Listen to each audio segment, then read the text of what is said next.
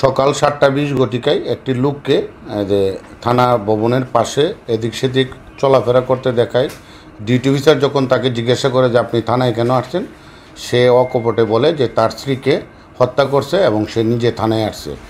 তখন আমরা সঙ্গী অফিসার ফোর্সও দ্রুত ঘটনাস্থলে যাই এবং ওর শনাক্ত মতে ওর ভাড়া বাসার উত্তর পাশে ওর স্ত্রীর মৃতদেহ ফ্লোরে পড়ে থাকতে দেখি। সে পালায় না গিয়ে থানায় চলে আসার কারণ? তার ধারণা, সে আমাদেরকে বললো যে স্যার আমি পালাই গেলে তো পুলিশ আমাকে ধরবে, ওই জন্য আমি আসছি, যদি আমারে আপনারা একটু সেভ করেন। এটা হলো তার ধারণা।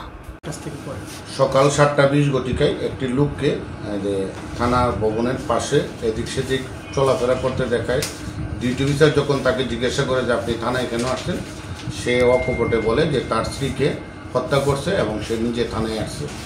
তখন আমরা সঙ্গী অফিসার ফোর্সও দ্রুত ঘটনাস্থলে যাই এবং ওর শনাক্ত মতে ওর ভাড়া বাসার উত্তর পাশে ওর স্ত্রীর মৃতদেহ ফ্লোরে পড়ে থাকতে দেখি। তার ধারণা, সে আমাদেরকে বললো যে স্যার আমি পালাই গেলে তো পুলিশ আমাকে ধরবে, ওই জন্য আমি আসছি, যদি আমারে আপনারা একটু সেভ করেন। এটা হলো তার ধারণা।